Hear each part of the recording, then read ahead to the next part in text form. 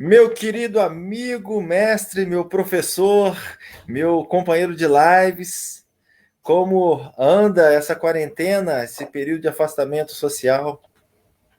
Estamos juntos, porém afastados, mas sempre juntos, né? Vamos aí abordar hoje um tema muito interessante, tanto para o jurista quanto para o leigo, né? Um tema bem interessante, analisar um pouquinho do ativismo judicial, atualizar um pouquinho aí da participação do STF no cenário político atual, tentar fazer um link aí, tentar entender um pouco do que está acontecendo, né, na política nacional. E, digamos assim, eu te confesso que eu sou professor de Direito há 18 anos, então são 18 anos aí estudando essa matéria. Você também é professor universitário há muito tempo. E olha, me assusta muito o que o Supremo Tribunal Federal está fazendo como mecanismo de autoproteção, né? A gente não concorda, às vezes, por exemplo, com certas ideias e certas manifestações que estão pregando uma ruptura institucional. Eu não concordo com isso, tá? Mas você proibir também determinados tipos de manifestação, eu acho que aí a gente corre um risco de ir para um outro viés, para um outro ângulo que é autoritário. Então, nessa live aqui, eu quero fazer um posicionamento técnico, né? É uma situação informativa, a gente está debatendo ideias, né? Somos dois democratas, né? Nós sabemos disso, a gente já se conhece há muito tempo, mas, no meu entendimento, a atuação do Supremo Tribunal Federal, sobretudo nos últimos tempos, ela não é uma atuação que vai contribuir com o cenário democrático, não. Muito pelo contrário, tá? A gente está observando cada vez mais uma hipertrofia, um crescimento do poder judiciário, e esse é o nosso desafio hoje, apesar de todos os temores, né? Pode parecer estranho, mas tem muito advogado, colega nosso, mandando mensagem: o quê? Vocês vão falar sobre isso nesse momento? Né? E é uma coisa assim interessante, né, Rodrigo? O que você acha aí? Com certeza, nós estamos enfrentando hoje, talvez, depois da redemocratização, né, o período mais crítico que o Poder Judiciário enfrentou. E, bom, até que ponto essas decisões elas vão influenciar no que a gente vai enfrentar daqui para frente. Vou explicar um pouco melhor. De fato, a gente hoje vive uma situação de uma pandemia, uma situação muito complicada, uma situação muito grave, no que diz respeito ao coronavírus, e é uma questão de saúde pública. Ponto. Sanitária. Ponto. Isso o mundo inteiro está enfrentando, então não é só o Brasil. Nós estamos enfrentando também, por enquanto tudo indica, a maior crise econômica depois da redemocratização, se quiçá a maior crise econômica que o Brasil já passou. Tá? A década perdida, Anderson, que todo mundo diz que foi os anos de 1980, na verdade, o Brasil crescia exponencialmente. Né? A década perdida foi essa década que a gente está finalizando agora, que o Brasil vai crescer 1,8. Se bobear, esse ano vai julgar a gente lá para baixo. Então, corre o risco até de uma deflação. Então, você não vai ter nem inflação, vai ter uma deflação. Ou, de repente, você pode ter até uma inflação estrondosa. Então, você tem algumas pessoas que estão falando que você vai acabar tendo que injetar dinheiro público nisso, e aí até que ponto o Brasil vai crescer. Bom, isso aí deixa para os economistas. Mas a gente vai enfrentar. E a gente agora está enfrentando, já não é de hoje, desde 2014, uma crise política muito grande, que são sucessivos erros de todos os lados. E agora a gente está entrando para uma crise jurídica institucional, jamais, acredito eu, jamais vista anteriormente. E isso é um problema muito sério. né? Então, eu não sei até que ponto a gente vai conseguir suportar isso enquanto nação, né? E eu estou achando que os próximos dias, os próximos meses são cruciais para aquilo que a gente vai ver para essa década que vai começar. Com certeza, né? Com certeza. E tudo parte, Rodrigo, inicialmente, de uma questão que é uma questão de legitimidade, tá bom? Por exemplo, os juízes não são mandatários de poder. O juiz ele não é eleito, o juiz ele não é mandatário de poder. Então existe muita confusão quando você fala em poderes, quando você fala em princípio de separação de poderes, e você que tem uma base filosófica que é muito melhor que a minha, inclusive, você sabe disso. A ideia de separação de poderes, ela em si, ela não existe. Você tem uma ideia muito antiga de Aristóteles, que era uma ideia de distinção das funções. Você tem uma ideia que era uma ideia de distinção das funções, né? Então você tinha a função judicial, você tinha a função executiva, você tinha a função legislativa, mas se você for analisar, o executivo ele executa a lei, o judiciário ele julga com base na lei. Então essas duas funções elas necessitam da ideia da lei pré-existente. Então existe uma proeminência do poder legislativo. Se você for verificar na construção da Constituição, aquilo que a gente chama de interpretação analítica do texto constitucional, o primeiro poder que é tratado é o poder legislativo. E aí, por exemplo, quando a gente coloca artigo 2º da Constituição, todos os poderes são independentes e harmônicos entre si, a gente tem, inclusive, um artigo que ele foi inserido no texto constitucional sem ser votado. Porque a ideia ali era, nós vamos ter um referendo em 1993 a respeito da possibilidade de adoção de um sistema de governo parlamentarista, e aí, caso o parlamentarismo fosse aprovado, você não iria ter a figura do presidente da República, e vários dos constituintes da época tinham essa aspiração em ser presidente. O Ulisses queria ser presidente, o Afif queria ser presidente, o Lula queria ser presidente, o Mário Covas queria ser presidente, o Ronaldo Caiado. Então, vários políticos que estavam participando ali do cenário constitucional, eles queriam chegar à presidência da República. Então, colocaram esse artigo na Constituição, que não foi votado na Assembleia Nacional Constituinte, justamente para minar uma possibilidade de uma possibilidade de uma adoção do sistema parlamentarista. Então, assim, vários países do mundo, de modelos jurídicos que a gente copiou, inclusive, foram adotando mecanismos de controle da atividade judiciária.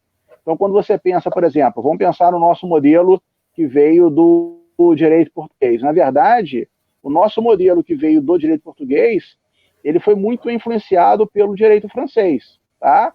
Então, sobretudo após a crise napoleônica, então, Portugal adota esse regalismo francês, e na França, por exemplo, na França, de revolução, de pós-revolução francesa, eles verificam que todos os juízes eram monarquistas, então eles foram criar mecanismos para, não vou dizer esvaziar o poder judiciário, mas fazer um controle do poder judiciário. Então, por exemplo, vamos fazer isso na França, vamos fazer uma dualidade da jurisdição, vamos criar uma justiça administrativa, vamos criar o Conselho de Estado, toda essa discussão de garantismo e criminologia atual do juízo de garantia, esse já é, há mais de 100 anos, o modelo processual penal francês.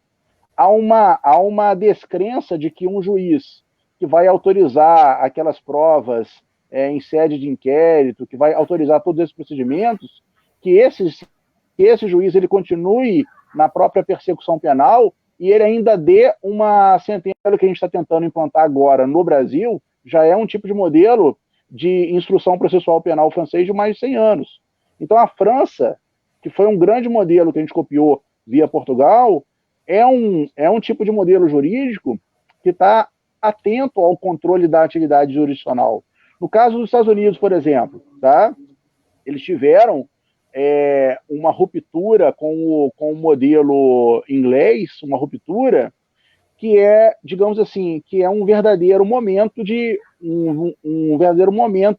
libertação, né? O processo de independência americano, ele foi um movimento muito legítimo sobre o aspecto da ruptura com o modelo colonial que estava sendo, digamos assim, controlado pelos ingleses. E aí, quando eles criaram este movimento, através dos seus chamados pais fundadores, tinha uma grande discussão. Como é que a gente vai criar uma nova nação que seja livre dos vícios da Europa e a gente vai criar essa nova nação justamente desrespeitando a lei? Pode ver que tudo nesse modelo americano tem uma ideia de novo. Se você tinha na Inglaterra as várias cidades de Hampshire, York, Jersey, nos Estados Unidos é tudo novo. New York, New Jersey, New Hampshire, né? Os prédios públicos americanos são todas cópias de Roma. Então, assim, eles, americanos, quando eles estavam criando esse projeto de nação, vamos dizer, eles tiveram que tratar com essa dualidade, tá? E os juízes, no caso dos Estados Unidos, eram também juízes nomeados pela coroa. Então, como é que eles criaram um tipo de uma metodologia para tentar o quê? Para tentar democratizar a questão da análise judicial e para tentar, digamos assim, criar um mecanismo de freios e contrapesos com o poder judiciário deles. Vamos instituir a competência do júri. Nada é mais democrático julgando o cidadão. Então, a competência do júri no modelo americano é a mais ampla possível. O júri, ele não trata só dos crimes dolosos contra a vida, como é o caso do modelo brasileiro, e que você, para mim, é um dos maiores expoentes que a gente tem aqui, né, em termos de júri, de conhecimento de júri. Nos Estados Unidos, o júri, ele trata de questões civis. Nos Estados Unidos, o júri trata de questões empresariais, de solução de contrato, tá? Então, assim, estes países, estes dois modelos que a gente copiou muito, que é o modelo francês e o modelo americano, eles têm mecanismos internos de estabelecimento de um equilíbrio do poder judiciário em relação aos outros poderes, tá?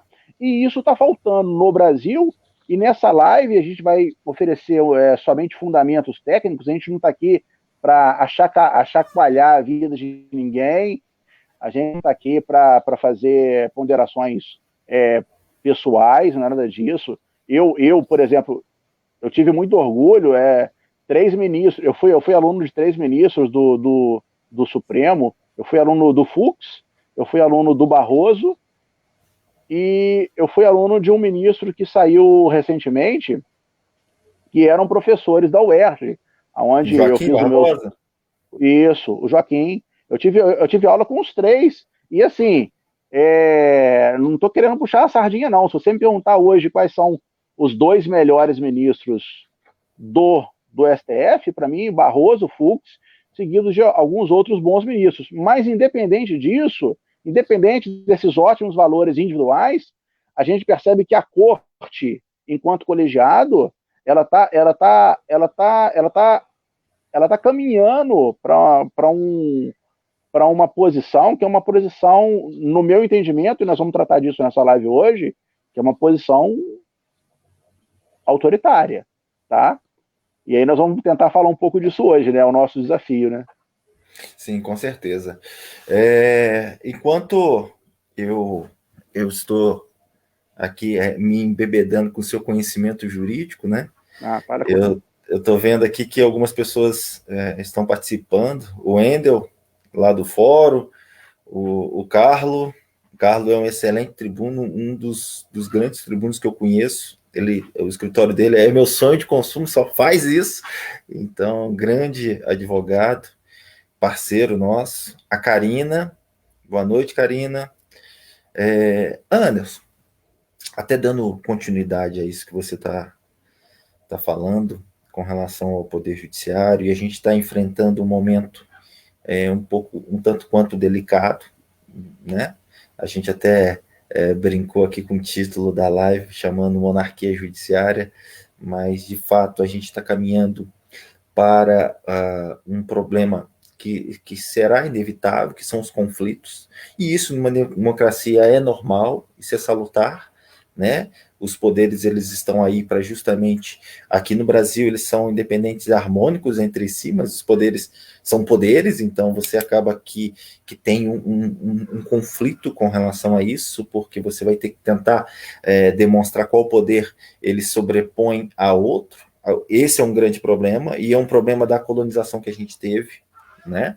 Hoje, o Brasil, eu falei mais cedo numa live com o Igor, o Brasil, ele vem de uma herança da Civil Law, ou seja, codificado, legislação escrita, enquanto um direito britânico, o direito americano, eles levam em consideração um outro procedimento, uma outra cultura jurídica, que é a common law. Né? Então, uma coisa é o direito continental, da Europa continental, outra coisa é o direito da Europa, da Inglaterra, né? Que é uma ilha. O grande problema ali é porque são institutos ou instituições ou forma de proceder ou cultura completamente diferente. Uma coisa é você viver nessa tradição que a gente vem desde sempre, né? Desde de colônia. Outra coisa é essa importação que a gente está tendo, e aqui a gente fica um pouco conflituoso, a gente acaba que vê isso muito, e é o reflexo que vocês estão vendo, que todo mundo está acompanhando a gente, é o que hoje os professores de direito penal, porque esse problema é justamente um problema de direito penal. O que a gente está vendo hoje, essas grandes discussões, eles estão atrelados ao que, para mim, óbvio, pela minha herança, pela a minha formação, por aquilo que eu sempre defendi, como eu comecei, hoje meu escritório tem outras atividades, as mais diversas, né? Tem setores ali, mas eu comecei como criminalista, tribunal do júri, hoje os professores de direito penal, eles falam muito da confusio law, que é a mistura, é verdade, é a junção. Esse termo quem utiliza muito é o Alexandre de Moraes da Rosa, não é o ministro Alexandre de Moraes, não. É o professor, é o juiz, professor que trabalha a teoria dos jogos. O Carlos falou aqui agora também. Então, a gente está tentando mesclar esses dois. Então, até para não delongar e passar para você, Anderson, para que a gente continue o nosso bate-papo, nós estamos, de fato, e aí você falou da minha tradição filosófica, inclusive amanhã eu gostaria de convidar quem tiver interesse, a gente vai fazer uma live, eu e o professor Luciano Camerino, a gente vai falar sobre filosofia da morte, né? Até que ponto a gente está preparado para isso, e é questões filosóficas mesmo. Mas a minha tradição filosófica, eu vou remeter à República de Platão, quando já no início da obra, Platão, né, com Sócrates, Platão escrevendo sobre Sócrates ele começa a dialogar com Trasímaco, e surge ali um conceito de justiça que é uma palavra polissêmica, ou seja, é uma palavra que não tem um conceito definido, né? Então ela vai sofrendo interpretações, e aí por isso a minha defesa aos sofistas, mas surge um conceito de justiça ali, de Trasímaco, que a justiça nada mais é do que a vontade do mais forte, né? O que isso quer dizer? A justiça para ele, e depois ele explica isso na obra, é aquele que é capaz de criar a lei, ele vai criar a lei de acordo com as suas pretensões. E o que isso tem a ver com o nosso assunto aqui, Anderson?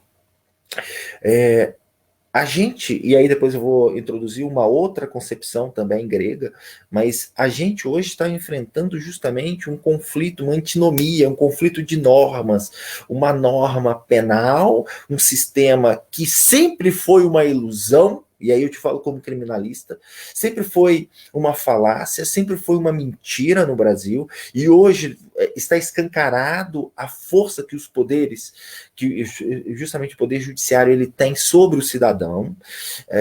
E o que vem a ser essa falácia?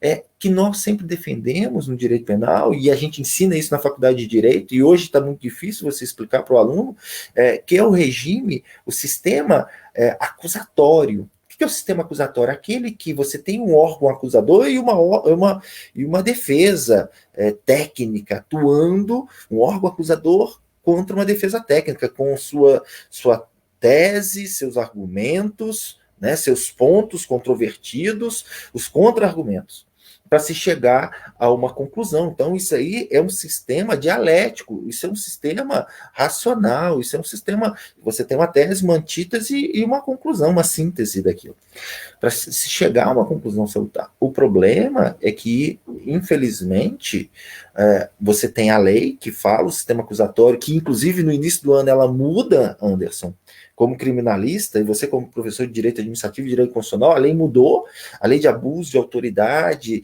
o Código de Processo Penal, ele veio mudar e veio falar, hoje, mais do que nunca, tem que ser o sistema acusatório. E qual que é o problema? Eles não quiseram nem o juiz de garantias.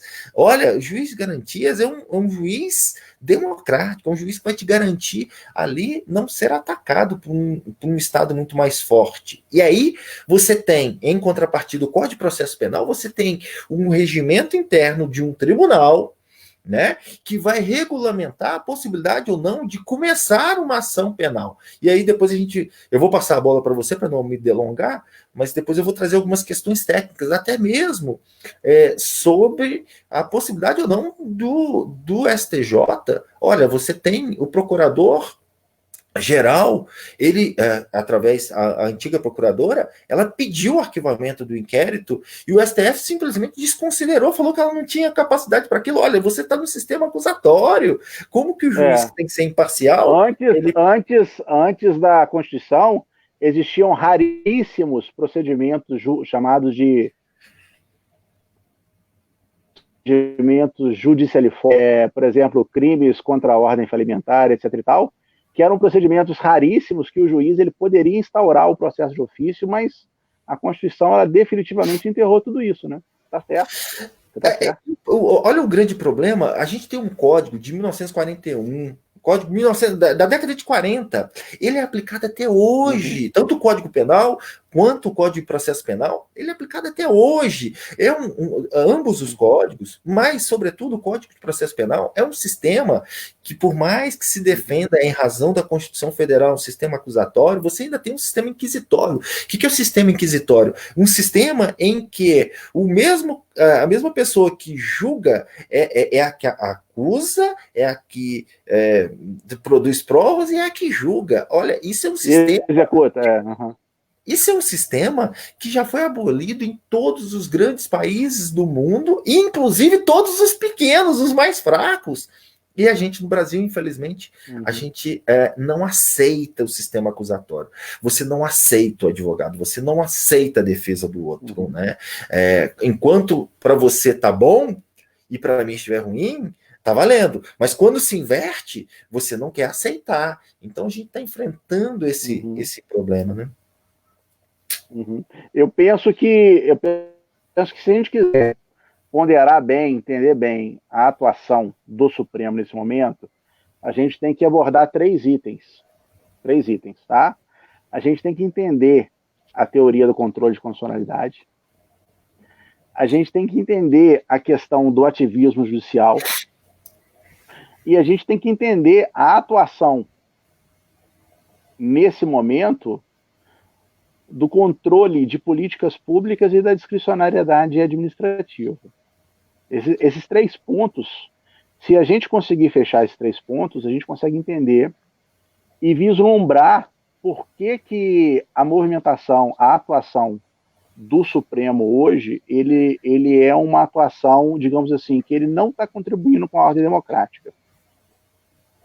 Se você for parar para pensar, a ideia de controle de constitucionalidade é uma das ideias mais translocadas possíveis. Olha que nós estamos falando aqui em um debate jurídico-filosófico de alto nível, né? Mas, assim, é uma das ideias mais translocadas possíveis, a ideia de controle de constitucionalidade. E eu digo isso porque você não teve, ao longo dessa evolução do pensamento jurídico, desde o pensamento romano, do pensamento germânico, do pensamento grego, você não tem uma ideia de controle de constitucionalidade. O único Estado antigo, Rodrigo, para você ter ideia, que poderia tratar de uma ideia de controle de constitucionalidade seria no próprio Estado judeu, onde o profeta ele poderia, digamos assim, ele poderia fazer uma mensuração se aqueles preceitos do rei eles estavam comumente associados ao Deus de Israel. É a única ideia antiga que se aproxima de um preceito de controle de constitucionalidade. Tá? Essa ideia, quando ela surge, nesse período moderno, o primeiro momento que eles falam de controle de constitucionalidade é nos Estados Unidos, de um caso que lá ficou muito famoso, o caso Marbury versus Madison, mas sem entrar em detalhe, aquilo ali foi o famoso jeitinho brasileiro, que a gente pode chamar de jeitinho americano. Uma pessoa foi nomeada como juiz de paz, e aí mudou a presidência, mudou a sistemática toda de governo, e o novo presidente não queria empossar aquele que foi nomeado. E aquele que foi nomeado, ele tinha a lei como seu guardião. E aí, os ministros da Suprema Corte Americana, lá no início do século XIX, tá? Estes ministros eles tinham que dar uma decisão que não desagradasse a presidência da República. Por quê?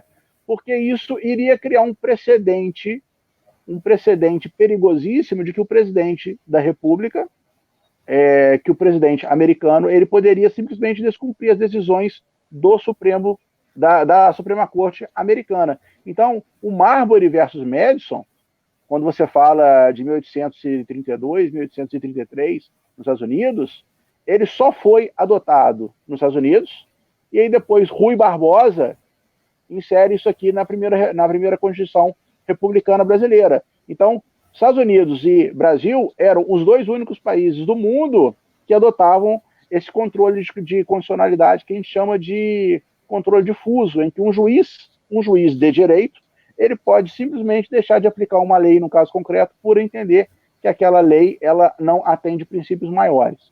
Se a gente fosse resumir essa questão.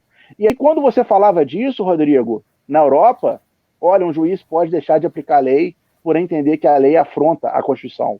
Os europeus riam. Ninguém entendia isso, não era possível isso. E aí, depois, com o advento da Segunda Guerra Mundial, com o final da Segunda Guerra Mundial, eles tiveram um grande problema, que foi qual? Na hora que eles foram, digamos assim, julgar os nazistas, aquela ideia de você colocar o nazismo no banco dos réus foi uma ideia americana, de tentar o quê? De tentar mostrar o modelo democrático de justiça americano para o mundo. O russo, pelo russo, teria decapitado todo mundo, mas não, foi uma ideia americana, foi uma ideia de propaganda. Vamos fazer um julgamento dessas lideranças nazistas, justamente em Nuremberg, que era, digamos assim, o centro dessas cerimônias do Partido Nacional Socialista, e vamos usar o nosso modelo jurisdicional, vamos vender esse ideal de justiça americano para o mundo. E aí eles tiveram um grande problema, que foi o quê? As medidas absurdas, horrendas, que foram tomadas pelo Estado alemão, eram medidas que tinham previsão legal.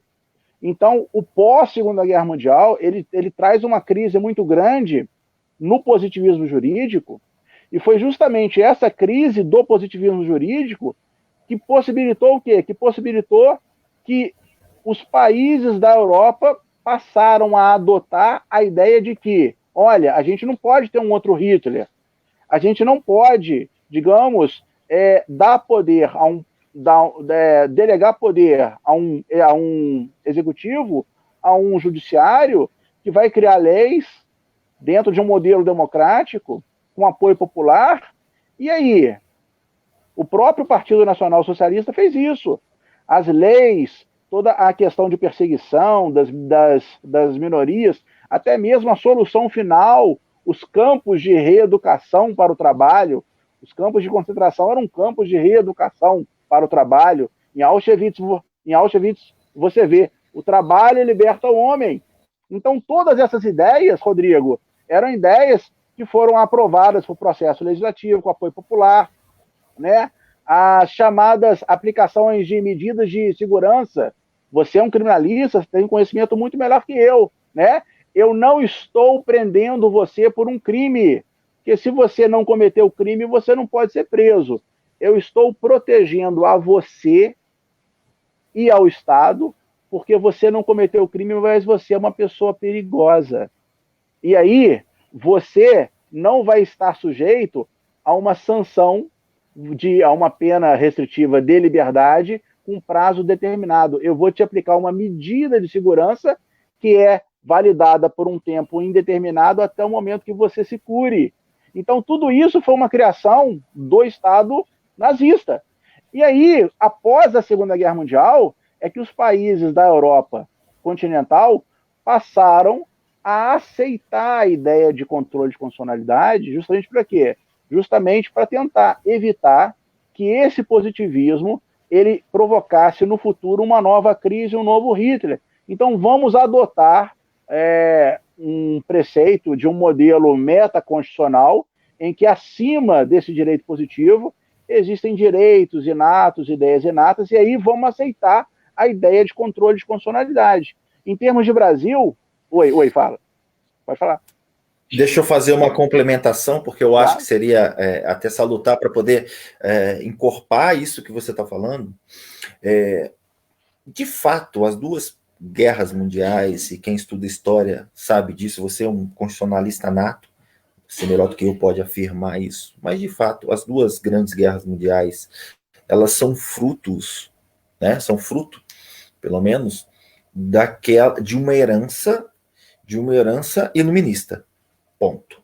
Né? Quando você, a partir do iluminismo, e traz aqueles ideais, igualdade, fraternidade, né? Você, de fato, racionaliza o Estado. Você dá razão ao Estado. O que é isso? Né? Igualdade, fraternidade e liberdade. Liberdade. Você dá ao Estado, olha, não tem mais um Estado religioso, né? Não tem mais aquele sistema inquisitorial que o rei mandava, porque o rei era divino, ou porque o Papa mandava, não tem mais isso. Agora a gente vai racionalizar. E cria-se essa figura do próprio positivismo. Né? Então o Estado só vai poder fazer não mais com uma ordem divina, mas aquilo que a lei manda. E aí, em razão disso, gera conflito. Essa racionalização demais, o homem não pode ser muito racional. Por quê? Porque se ele esquece o emocional, se ele esquece que ele é humano, e ser humano é saber amar, inclusive odiar, né? Você passa a aplicar a lei tão somente, a lei, ela, duralex sed lex, né? Duralex sed lex, a lei tão somente, ela não tem o que humano. Esse é o grande problema. Então, de fato, quando Hitler recebeu o poder, estava tudo na lei. A lei regulamentava aquilo, que é o direito positivo, positivado, é o positivo, positivismo legal. Ponto. Beleza, o que é isso? É porque estava escrito, estava ali, de forma escrita. O grande problema é que após a Segunda Guerra Mundial e quando você fala do Tribunal de Nuremberg, ali eles deram uma roupagem, ali foi um grande teatro. Mas a grande questão que eu queria trazer à baila para a gente analisar não é só o Tribunal de Nuremberg. É uma obra, é um julgamento, né? Mas é uma obra em que Hannah Arendt ela vai escrever a banalidade do mal naquele julgamento em Israel, em Jerusalém, de um nazista que foi sequestrado pelo Estado israelense aqui na Argentina e foi levado para julgamento. E a grande questão, Anderson, para corroborar aquilo que você falava, que a defesa toda desse nazista foi o seguinte: olha, eu era simplesmente um funcionário. Eu fiz algumas publicações há uns dias atrás, que era o seguinte: o que leva, a gente está vendo muito isso, esquerda e direita, né? O que leva a esse fanatismo? A pessoa é um excelente pai de família, né? Trabalhador, respeitoso, uma pessoa que vive para os filhos, é uma pessoa que é um excelente vizinho, é um excelente cidadão, é um funcionário que cumpre os seus deveres, ele não escorrega em nada, não é corrompido ou corrompível. O que leva uma pessoa dessa a aceitar ser o despachante oficial de seres humanos dentro de um trem para a morte? Né? Aí ele falava, eu não sabia. Tá, tudo bem, não sabia, mas a grande questão é o que leva. E ele falava o seguinte: eu obedecia lei, eu obedecia as ordens eram essas e eu fazia. E aí o que acontece? Aí que a Hannah Arendt vem falar da banalidade do mal. O mal passa a ser visto pelo homem mediano, pelo homem medíocre, como algo normal. Falar palavrão, xingar, ofender, fake news, entrar na casa do outro com mandado ou sem mandado, violar a intimidade das pessoas, passa a ser visto, tanto de um lado quanto de outro, como algo normal. Então, esse é o grande problema. Você começa a aceitar o mal, o errado, como certo. Então, tem essa questão. Eu queria, até para passar a bola para você, só para complementar, que foi as nossas teses, as nossas dissertações, né, a sua de mestrado e a minha de mestrado, foram diferentes, mas tem um quê? Você foi constitucionalista, eu já fui mais para bioética e biodireito, então isso que a gente está discutindo eu já falava na minha dissertação. Eu caio ali num campo para analisar o pós-positivismo. O que é o pós-positivismo? Que é o que você vai falar agora, eu tenho certeza. Que é justamente, olha, aplicar a lei tão somente, nua e crua, muitas das vezes ela é capaz de gerar ilegalidades, abusos, né, ou por questões políticas ou por questões sociais, ela pode gerar abuso. Então você tem que ter ali um instrumento de peso. Então vai gerar uma infinidade de conceitos de pós-positivismo. Alguns vão falar, não, tem que ser principiológico. O outro vai falar que o direito vai ser argumentativo, vai ser argumentação. O outro vai falar que não, o direito, que McCormick, ele fala isso, ele vai ser uma ordem normativa institucional. Então, cada um vai te dar um posicionamento completamente diferente. Então, eu vou passar a bola para você novamente, para você dar uma continuidade, porque depois eu queria trazer uma questão que é muito anterior a isso que a gente está discutindo. É uma questão de 2.400, 2.500 anos atrás, que pelo menos a peça foi escrita, mas ninguém sabe se é verdadeiro ou não, que é a Antígona. Né? Quando você escreve, quando tem essa obra, existe essa obra de Antígona, a gente vai analisar ali a questão da lei natural e da lei positivada, né? Da lei humana. Então eu vou te passar a bola que depois eu explico o que vem a ser Antígona. Pode falar. O grande problema, Rodrigo, isso aí nós narramos aqui como é que chegou a criação desse conceito de uma coisa estranha, que é o controle de constitucionalidade. A grande questão não é o instituto. Eu quis mostrar que esse instituto, sobretudo no campo da Europa pós-guerra, ele foi criado com uma finalidade democrática. O que a gente vai agora trabalhar é que esse instituto, aplicado no Brasil e depois desenvolvido no Brasil, ele está se prestando para uma outra finalidade, que é uma finalidade que chega a ser até antidemocrática, né? É justamente isso. Se a gente for perceber, o Brasil, então, já tinha aquele controle difuso dos Estados Unidos, que era uma coisa estranha, a Europa nunca entendeu isso, sempre viu isso com muita estranheza, e aí, quando chega em 1965, olha que interessante, tá? No início do regime militar, A Constituição ainda era a Constituição de 45, nós vamos ter uma nova Constituição em 67, tá? E aí foi feita uma emenda constitucional à Constituição de 45, introduzindo o controle concentrado no Brasil. Então, assim, como metodologia de poder, o que o Poder Executivo pensou? Eu vou introduzir essa sistemática de controle de constitucionalidade.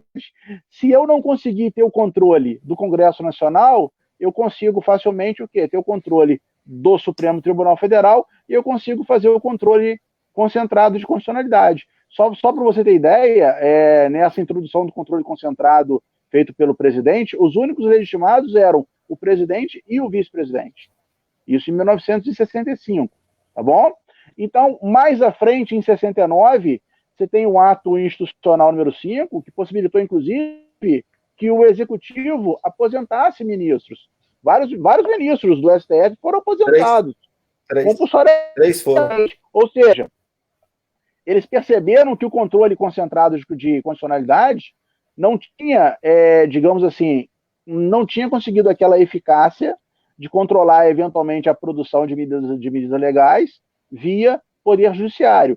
Mas esse controle concentrado, ele continuou no direito brasileiro, aí ele foi inserido na Constituição de 88, e a Constituição de 88, além dela ampliar esse controle concentrado de constitucionalidade, ela criou outro preceito que é, assim, importantíssimo para você entender como é que o Poder Judiciário ganhou poder, que é a chamada tutela principiológica. 88 inaugurou isso. Então, olha só, quando eu falo que a administração pública ela tende a ter a moralidade, a impessoalidade, a publicidade, a eficiência, etc., quem vai me dar o conceito de ato atentatório à moralidade administrativa é o juiz. Então, o juiz ele vai fazer uma subsunção que é muito mais ampla do que aquela subsunção que ele fazia com a regra. A tutela principiológica ela é muito mais ampla em termos de racionalidade, em termos de construção jurídica, do que a tutela baseada na regra legal. Então, quando que eu vou ter uma lesão ao princípio da moralidade e quando eu não vou ter? Quando eu vou ter uma lesão ao princípio da impessoalidade e quando eu não vou ter? Quem vai ter que decidir isso, no caso concreto, é o juiz. É muito diferente quando a tutela da coisa pública era uma tutela baseada em regras. Essa inauguração da Constituição de 88, essa opção por uma tutela principiológica, ela reforçou muito o Poder Judiciário. E aí depois a gente vai perceber, só para você ter ideia, nos anos 90, Fernando Henrique presidente, quem era o AGU do Fernando Henrique? Ministro Gilmar Mendes, que tinha vindo, ele era procurador da República, ele tinha vindo de um doutorado na Alemanha, então ele trouxe todo aquele cabedal de controle concentrado alemão, ele trouxe para o Brasil, ele criou novos mecanismos de ações de controle concentrado, então o Brasil só tinha a ação direta de inconstitucionalidade, ele forneceu subsídios para a criação da ação declaratória de constitucionalidade, da arguição de descumprimento de preceito fundamental, aí depois, mais à frente, em termos de evolução legal, a própria emenda 45, ela aumenta os legitimados para fazer o controle de constitucionalidade no Brasil. Então, assim, a gente tem essa ampliação do controle de constitucionalidade, essa introdução da tutela principiológica em 88. Quando chega em 1992, a gente tem o quê? Lei de improbidade administrativa, que é toda principiológica. É toda principiológica. Em 2003, a gente tem o quê? Novo Código Civil. O novo Código Civil, ele é todo principiológico. A tutela da boa-fé, a tutela da sociabilidade, as cláusulas gerais, os conceitos jurídicos indeterminados. Então, assim, tudo isso criou uma plataforma para que a gente desenvolvesse um superpoder judiciário. E mais que um superpoder judiciário, ultimamente, a gente está tendo situações que, de um lado, a gente tem o fortalecimento desse poder judiciário, e do outro lado, a gente tem um enfraquecimento muito grande do poder executivo. Então, hoje, a gente está chegando num ponto que as nomeações dos chefes do Poder Executivo estão sendo objeto de controle do Poder Judiciário. Rodrigo, todos os 11 ministros do Supremo Tribunal Federal fizeram uma via crucis de gabinete. Eu admiro o ministro Barroso, eu sou fã do ministro Barroso, sou fã. Eu li a obra dele, eu sou um fã do pensamento intelectual e constitucional dele, mas é inegável que ele fez uma peregrinação por gabinetes para ser aceito, porque todos fazem. Ministro Fux e todos eles. Então, assim, pelo fato do processo de ascensão ao Supremo ser um processo político, todos eles fizeram uma via crucis de gabinete, fizeram uma via crucis no Congresso Nacional, tiveram que estabelecer contatos com lideranças políticas. E aí, veja só, quem que o chefe do Poder Executivo Federal ele vai nomear para dirigir um órgão público? É alguém efetivamente de confiança dele. Eu não posso ter a suspensão de uma nomeação por uma interpretação assim abstrata de um princípio constitucional, pelo simples fundamento de que, olha, ele vem demonstrando preocupação, digamos assim, por uma investigação, aquele delegado ele tem um laço de afetividade com parentes, no caso concreto do presidente, então, com base nisso, eu vou declarar a nulidade na nomeação. O caminho correto deveria ser, não, deixa eu nomear, mas se esse futuro diretor-geral da Polícia Federal intervir em negociações, em certas investigações que tratam da família do presidente e a mando do presidente, isso aí caracteriza crime de responsabilidade, é caso que é abertura de processo de impeachment, mas não cercear o direito à nomeação. Você está entendendo? E esse é o ponto que a gente está hoje. E esse ponto não é só uma questão da relação Bolsonaro com o Supremo Tribunal Federal. Isso é muito mais antigo. Quando fizeram o impeachment da presidente Dilma, quando vetaram, por exemplo, a nomeação do Lula como chefe de gabinete da presidente Dilma, isso é uma questão histórica recente que vem enfraquecendo o quê? Que vem enfraquecendo o Poder Executivo. Então, diante disso, daqui a um cenário de curto prazo, daqui a 1 ano, 2, nós vamos começar a verificar o quê? Nós vamos começar a verificar, Rodrigo, ações populares no primeiro grau de jurisdição de um cidadão que não concorda com a nomeação de uma pessoa para secretária municipal de saúde ou de política urbana. Isso vai acontecer de forma simétrica. E aí a gente acaba chegando num ponto desse ativismo judicial extremo em razão do fortalecimento do controle de constitucionalidade, em razão do fortalecimento dos juízos principiológicos. Pouca gente sabe disso, mas há um projeto de lei tramitando no Senado Federal, de autoria até do próprio senador Antônio Anastasia, em que o juiz, quando ele der uma decisão judicial baseada em princípios, ele tem que fazer a justificativa, e a justificativa é muito mais do que a motivação judicial prevista no artigo 93. Por quê? Porque essas decisões judiciais baseadas em princípios, elas estão permitindo tudo. E aí, se a gente tem um controle mais efetivo do Poder Executivo, que é fato, a gente vê aí esse controle que é feito em nível orçamentário pelo Legislativo e um controle que é feito pelo Judiciário. Se a gente tem um controle do Poder Legislativo na sistemática atual, quem é que vai controlar? O Poder Judiciário e principalmente o Supremo Tribunal Federal. E eu foco muito no Supremo Tribunal Federal porque pela nossa prática de advocacia, a gente vê que os melhores valores da judicatura estão nas primeiras instâncias. Se você quer buscar um pouco de justiça, se você quer buscar um pouco de probidade, se você quer buscar uma certeza, a gente consegue isso na primeira instância. E no máximo na segunda instância, nos tribunais de justiça. Quando essas situações já vão para os tribunais superiores, isso já tem uma carga política muito alta.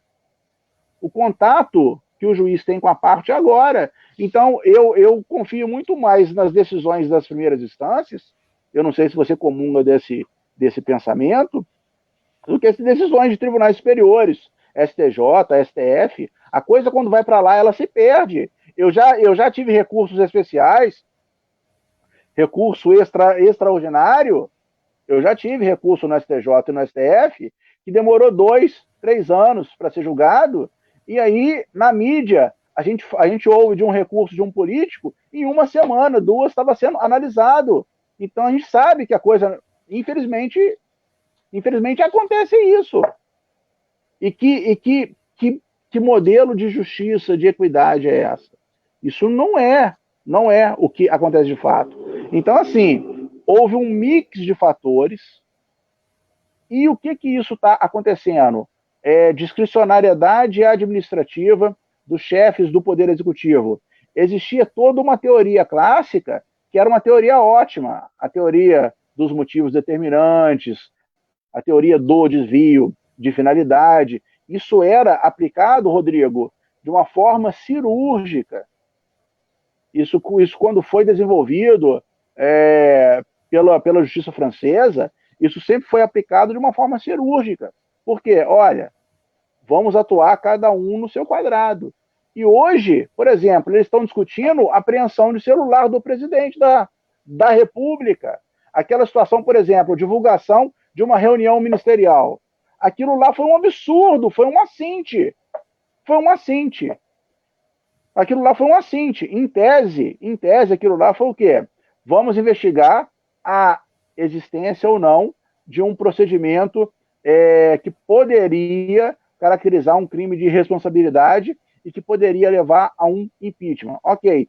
Isso tinha que ser analisado internamente pelas partes e pelo Poder Judiciário.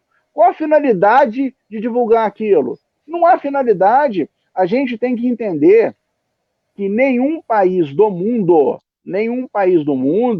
as tratativas administrativas de alto nível, sobretudo numa reunião ministerial, elas devem ser objeto de novela das 8. Aquilo ali é um absurdo, porque as pessoas estão ali debatendo ideias que você pode não concordar. Se você ficou horrorizado de ver uma reunião ministerial do Bolsonaro, imagina uma reunião ministerial da Dilma. Imagina uma reunião ministerial do Lula com o José Dirceu.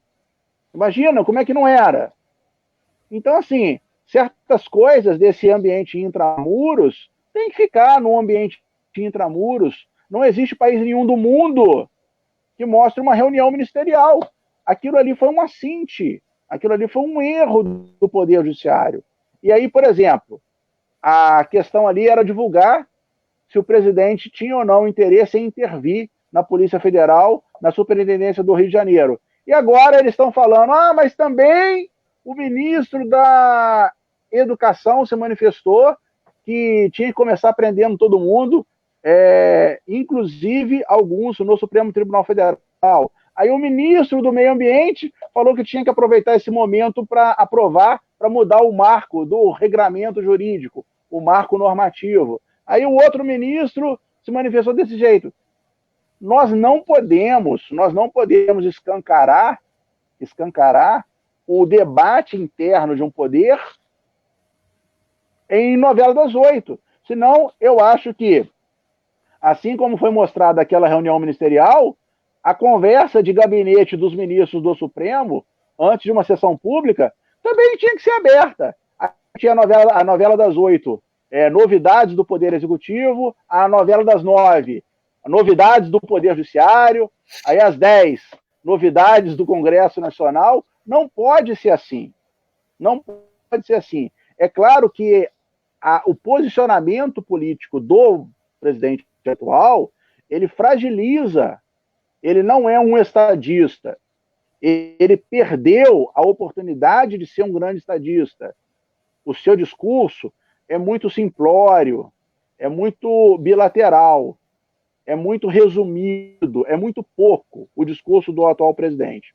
Mas a gente tem que entender que ele não é causa, ele é consequência, ele é uma consequência. Ele foi assim eleito por uma questão de um voto de protesto.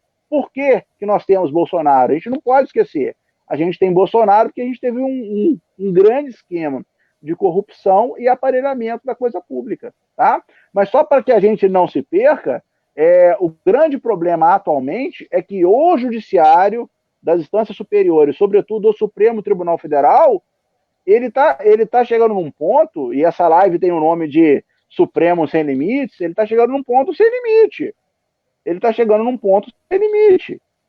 A partir do momento que o presidente Bolsonaro tem um discurso, que você pode falar que é discurso de ódio, que é discurso translocado, a partir do momento que o Supremo Tribunal dialoga com esse discurso, quando você dialoga com alguém que está gritando, que está berrando, que está falando desfalpérios, quando você dialoga com ele, você aceita dialogar com aquilo. Não era necessário, não era necessário.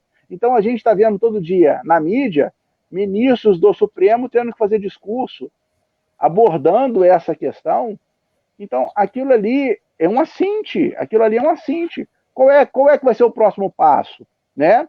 Nós, advogados, eu tenho 18 anos de estudo de direito constitucional, não são 18 dias, nem 18 meses, são 18 anos. Nós somos técnicos.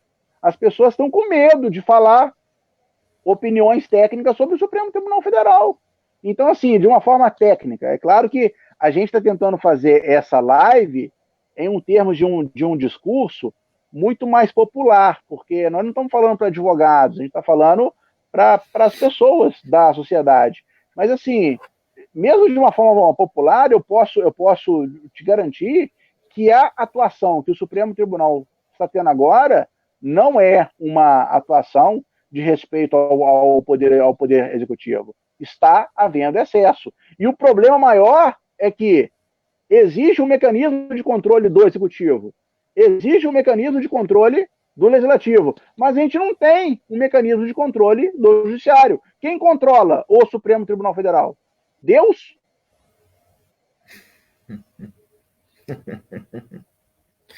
Exagerou. Deus. Mas foi pertinente. Eu queria fazer uma comentação àquilo que eu falei, e eu queria agradecer a todos que estão aqui na live comentando, né? A live está com sucesso danado, só não está com um sucesso maior porque você esqueceu de fazer uma coisa, e eu não sei se eu te expliquei, é uma questão técnica. Você deveria ter compartilhado essa live, que ela está publicada no meu Instagram, né? Ela está mostrando no meu Instagram. Você deveria ter compartilhado ela no seu agora, online, que aí o pessoal do seu Instagram também estaria vendo, estaria comentando. Mas tá muito boa aqui, estou me bebedando com seu conhecimento jurídico. Eu queria agradecer aqui a todos. Né, o Pedro aqui, o Pedro Brandi. Rapaz, o que eu tenho de aluno de oratória aqui tá brincadeira. O Pedro advogado. Pedro é uma das pessoas mais inteligentes que eu conheço. Pedro Brandi. O Pedro falou aqui com relação ao artigo 142, eu acho que não tem que nem cogitar uma intervenção militar, não tem que cogitar isso. A democracia ela é feita entre acertos e desacertos. A democracia é isso que a gente está fazendo aqui, é saber dialogar. Existe uma falha aí você falou, e eu como professor de persuasão, professor de oratória, eu falo, realmente existe um erro, né? Existe um erro meu, inclusive, por exemplo, nos Facebooks, quando eu faço os meus comentários e eu vejo que pessoas de posicionamento completamente diferente do meu tentam dialogar comigo, e muitas das vezes eu dou corda, mas é porque, na verdade, o que elas não sabem é que todas as minhas publicações elas têm um viés, elas têm um motivo, que é um projeto que eu quero escrever, né? Sobre argumentação, falácias, imbecilidades e tal. Então, continuem comentando que eu gosto, por isso que eu dou. Mas realmente existem discursos que você não tem como casar, né? Esse é um grande problema. Então, eu acho que intervenção militar, O Wendel aqui falou com relação à monarquia, não tem nem cogito, né? Se está com problema com o presidencialismo, você vai botar um rei, vai ser pior, né? O presidencialismo, pelo menos eu consigo tirar o cara. Monarquia eu nem tirar, não vou tirar. E qual que vai ser o critério, né? Vou botar um Orleans e Bragança de novo. Acabou de ter uma mandado de busca e apreensão dentro da casa de um dos príncipes. Então, assim, até que ponto eles estão, né? O cara vai continuar mamando, né? A gente vai estar pagando para o cara falar que é rei só porque nasceu em berço esplêndido, né? Coisa que eu não cogito, né? Também não acho que tem. Se houver uma intervenção militar, Anderson, a gente vai entrar, vai ser pior, porque a gente já está na crise sanitária, já está na crise econômica. Não há, é isso aí, eu concordo, não há cenário nenhum para uma intervenção militar. Não há. Crise política, vai estar numa crise jurídica e a gente vai entrar em uma crise internacional. O mundo já vai fechar para a gente já vai receber um carimbo de país infectado. Botar um país infectado e com ditadura, a gente vai ficar do lado aí de uma Venezuela, vai ficar do lado desses países, né, uma Coreia do Norte, desses países que estão completamente isolados do mundo. Né? A gente está sofrendo, o professor Vila fala muito isso, a gente já está sofrendo, a gente está ficando isolado do resto do mundo. Por quê? A gente está parecendo, o Brasil está parecendo a África do Sul no regime de apartheid, né? O mundo está meio que virando as costas para a gente. A gente tem uma importância mundial, mesmo com toda a legislação trabalhista, com todo o problema que a gente chegou ali a oitava, o G7, é G7 porque o oitavo país era o Brasil, né? Então, a gente chegou à sexta, em determinado momento, a sexta economia, né, mais poderosa do mundo, e a gente retroage e tal, avança e retroage. A questão é que o Brasil ele tem a sua importância, né? Se a gente abre todas as conferências, todos os congressos da ONU, é porque a gente um dia teve Rui Barbosa, é porque a gente tem uma importância, cara. A gente foi pioneiro em várias coisas no mundo, né? A gente teve várias... Graça Aranha foi o voto de Minerva que criou o Estado de Israel.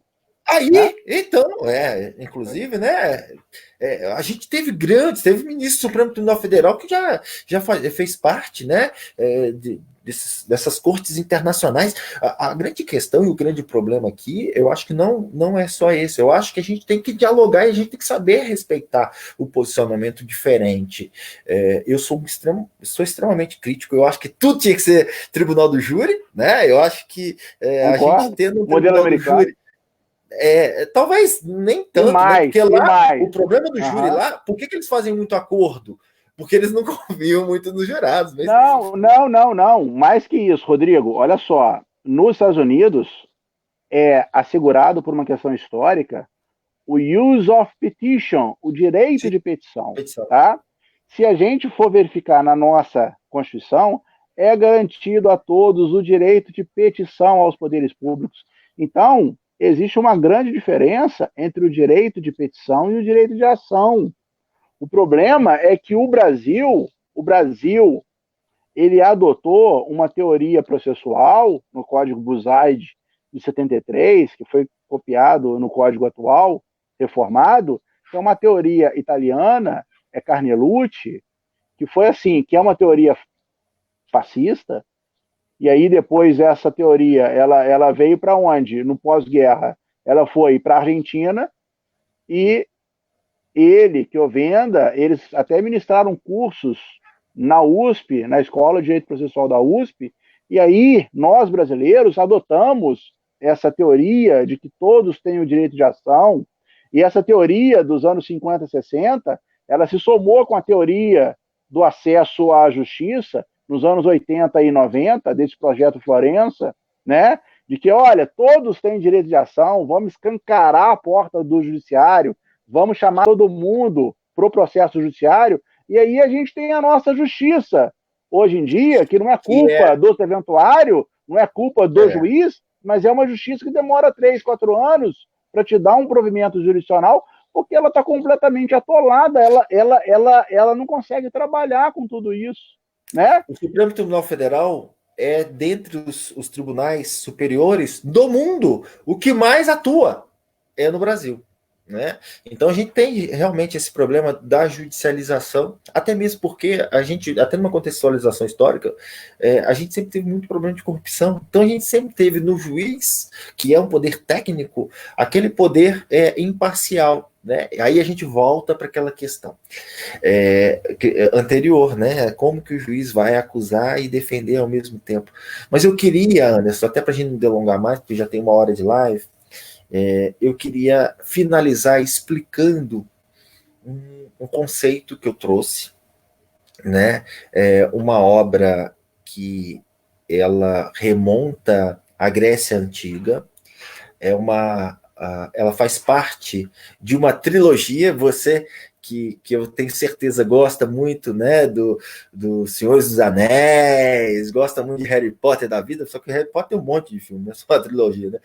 Você gosta muito de Star Wars, eu tenho certeza que você vai gostar muito dessa também, né?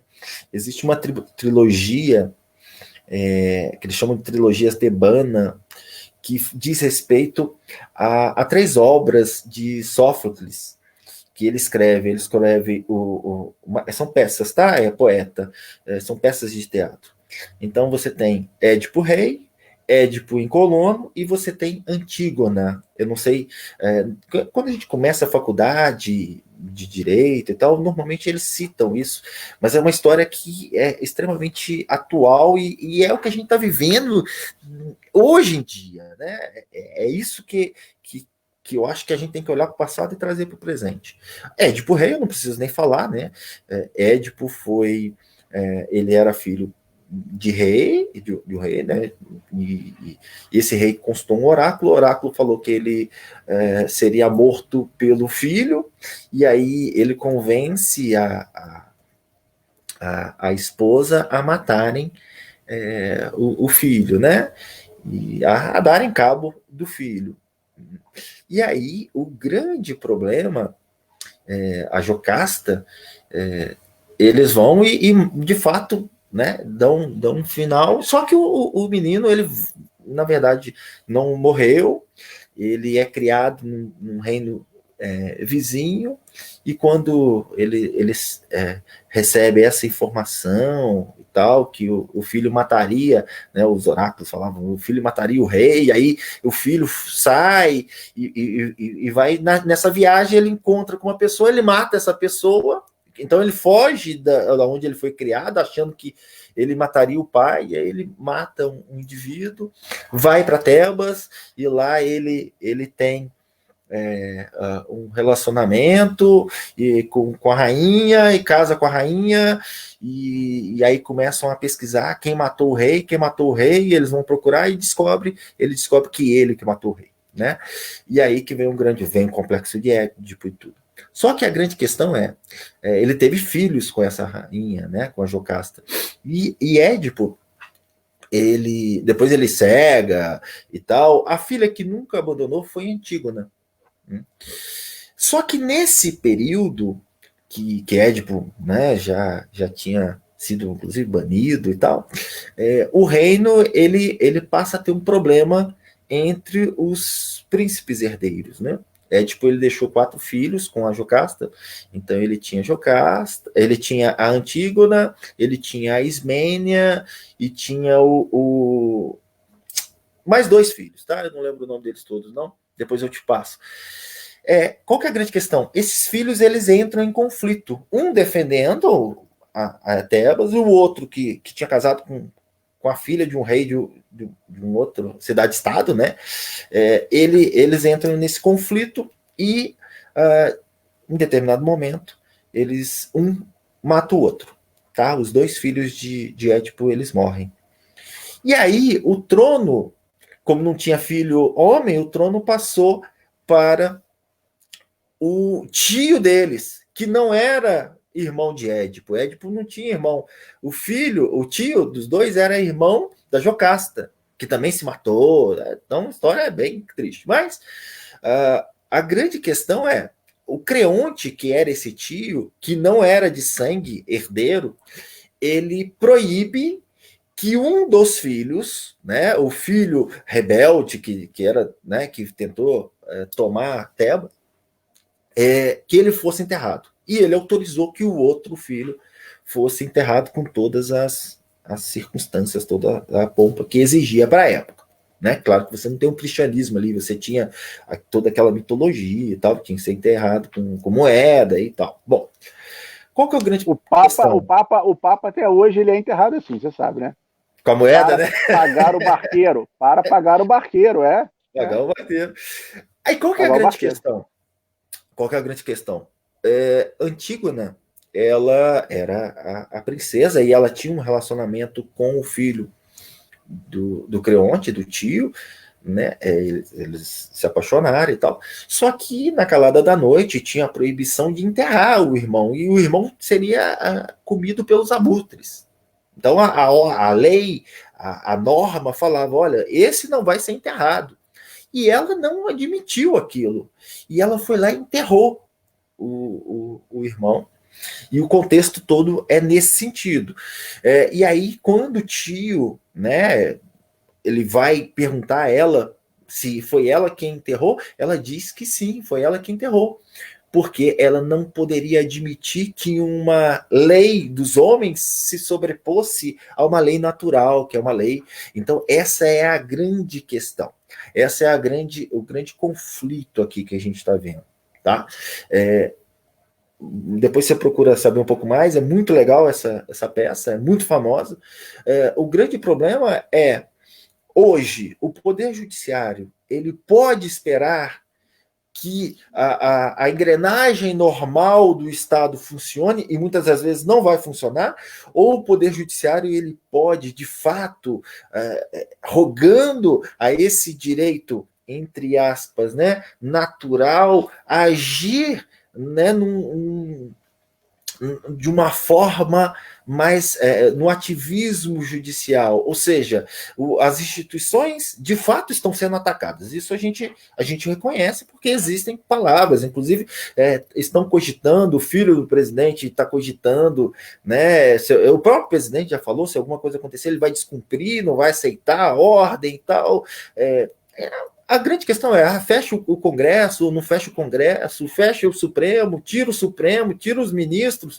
É um ataque à instituição. Então, qual que é a grande questão? E o próprio Procurador-Geral da República, né, PGR, ele já se mostrou agora, manifestou até anteriormente, falou que poderia, agora já falou que acha que tem que suspender o inquérito. A grande questão é, existe o ataque. Se aquele órgão que seria o responsável por agir, por ter o controle da atividade policial, o controle externo da atividade policial, que era o Ministério Público, que era o Procurador-Geral, ele não age, não tem interesse nesse sentido. Por quê? Porque ele é indicado e é mandatário, ele não é vitalício, diferente dos ministros. Os ministros podem rogar a si aquele regimento interno e eles mesmos agirem para se defender. Né? Então você teria aí uma aplicação, e o grande problema é que a gente sempre espelha lá fora, mas e aqui dentro? Será que os ministros do Supremo Tribunal Federal não podem trazer uma nova visão? Né? De repente, se sou eventual o ministro, né, o Alexandre de Moraes, eu faria o quê? Já que eu me maculei, que é muito técnico, né? Eu acho ele muito técnico, tá? Sim, já que eu me maculei, já que eu me sujei, a minha mão, né, afaste de mim esse cálice, já que esse cálice ele está sujo de sangue, né? Se ele se sujou, nada mais constitucional e democrático ele virar e falar o seguinte: já que o Ministério Público não fez, e eu, como ministro, fiz, eu agora, a partir de agora, eu me dou por impedido, me dou por completamente interessado, porque eu fiz às vezes, né, do órgão acusador, e eu não vou julgar esse caso, porque ele vai ter um preconceito, né? Será que ele não pode agir como um juiz de garantias e na hora que eventualmente ocorrer a denúncia, se for ocorrer, ele vai poder, né, julgar ou não? Se sou eu, não faria, mas fica aí a questão. Eu queria até finalizar a minha parte, já passar a bola para você fazer a sua complementação. A gente tem 1h14 já, então eu acho que essa live pode ser marcada mais alguma coisa, porque a gente vai ter aí repercussão. Provavelmente, se sou, né, se eu posso te pedir alguma coisa, vamos fazer na segunda-feira, porque alguma coisa vai vir amanhã, que todo final de semana vem, e aí a gente discute as questões jurídicas, tá? Sempre questões jurídicas. O Brasil sempre tem novidades, né? Queria agradecer ao pessoal que está ouvindo, agradecer a você, né, pela oportunidade.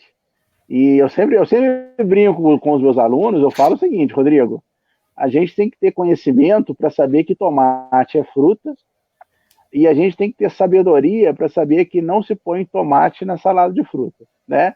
Então, assim, existe uma distância muito grande entre o conhecimento jurídico e a sabedoria jurídica, tá? Eu estou falando isso por quê? Porque nem sempre, digamos assim, se você tiver uma finalidade positiva, nem sempre aquilo que você vai estar fazendo é correto, tá?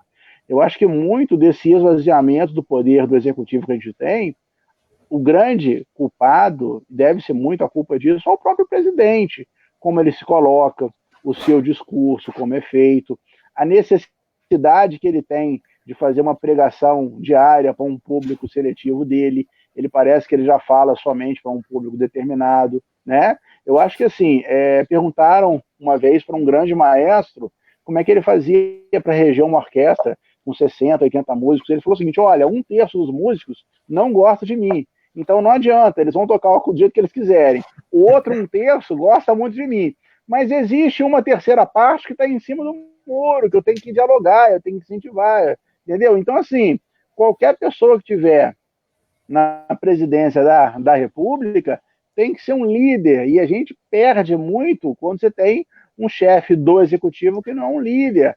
E aí a gente precisava resgatar figuras como o JK, figuras assim, figuras que tentam trabalhar, que tentam criar uma relação mais dialógica com os outros poderes. Eu não sei se você sabe, mas JK, durante a sua presidência, ele enfrentou 3 golpes de Estado, e nos 3 golpes de Estado, ele anistiou todo mundo, ele não decretou prisões, então, assim, ele tinha um timing político que está faltando, né? Sabe quem fazia isso? Na Roma Antiga? Júlio César. Né? Certa vez foi perguntado qual foi a grande vitória de Roma, e ele era um general vitorioso, conquistou a Gália, né? Ele diz que a maior vitória de Roma foi Cícero, né? Foram as vitórias de Cícero, que era um grande rival dele, um grande inimigo dele.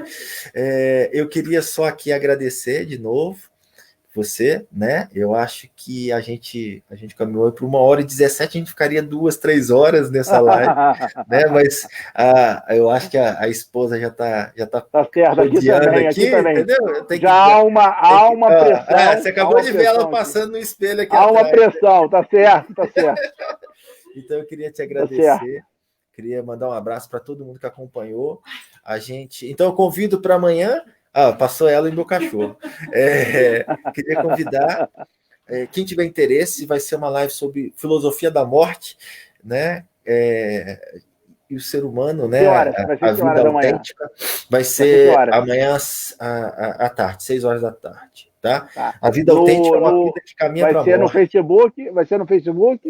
Ou vai ser no Facebook? Okay. Eu com o professor Estarei lá ouvindo. Tá? E aí, semana que vem, vamos sim, né? Vai, tá? Meu mestre, muito obrigado. Agradeço muito. Obrigado de todo o coração. Tchau, gente.